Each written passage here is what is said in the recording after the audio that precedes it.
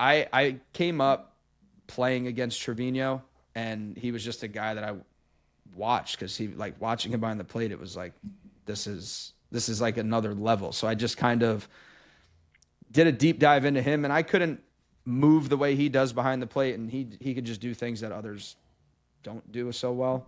But I tried to implement it. Like he was another guy similar in size. You know, we're not far off in stature. So I tried to just implement knee down. I saw like how early he gets his glove down and like gets his glove engaged into the ground, how long he holds the glove into the ground. My whole career, I battled this like move with my glove to feel some sense of security, like coming up towards my chest. So I even when I was better at receiving, I still had this little turn that I had to try to get rid of because that was just that's where I went for comfort. You know what I mean? It was just, hey, I feel like that my glove is accessible to me, closer to my body, like up.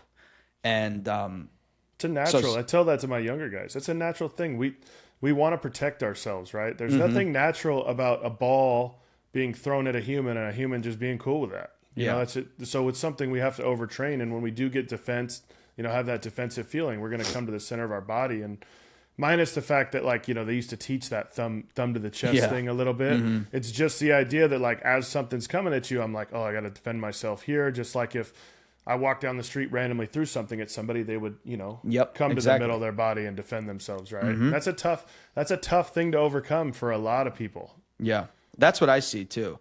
Like, especially the kids that I work with now, guys that are learning how to hold the ground and learning the move and how they should be working their glove. Most of the time you see the people that do struggle with it initially, it's just this disengagement from the ground too early and the glove getting too high and turned toward them. So, and it is, like you just said, man, it's a defense mechanism. It's a comfort level for people to just feel, okay, my hands are available to me. They feel a lot more available to me here than they do sitting on the ground away from, my eyes and my body. So for sure. So as you transition to the knee down, obviously receiving, and we see that obviously with most catchers, that receiving becomes way easier from that position. Talk about the transition to blocking and throwing from there as you start to implement it with runners on.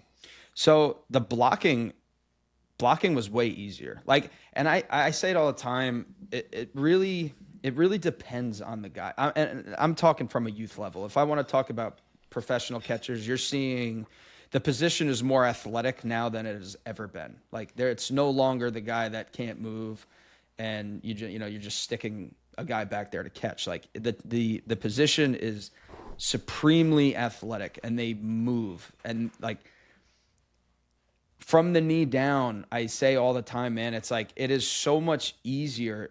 Like what I talk to guys about is like, you got home plate, right? You're trying to just be nails inside of here, and you'll be able to make moves at balls in the other batter's boxes. But a lot of times what you see is guys they're so worried about the 10 to 15, like probably even less, 5 to 10% pitch that's like 8 feet outside. So we put ourselves in a stance for a pitch that comes maybe twice a game. You know what I mean? That they have to do that. And that's on a high level. You might not get it at all. Where like my thought was, I want to be nails right here. And depending on the handiness of the pitcher, I know where most of his misses are going to be with breaking balls. So I'm just going to prepare myself to move that way. Okay. I'm not even going to worry about the other side. If I got a right-handed pitcher, right, and I'm left knee down, I call a slider, I'm ready to move to my right. I'm not worried about trying to move. I will fight to my left. You know what I mean? I'm going to survive to my left. I'm going to rely on my athleticism to just whatever solution my body is telling me to get into to defend this pitch. That's what I'm going to do. But I'm not going to put any attention to that. I'm going to worry about, middle of the plate, over, and blocking off the plate. I'm not going to worry about that one in there. Where I think a lot of times young catchers, man, we worry so much about everything, like catching everything. And at a youth level, you kind of have to, because I've watched some youth baseball, and it's like that's a whole different argument.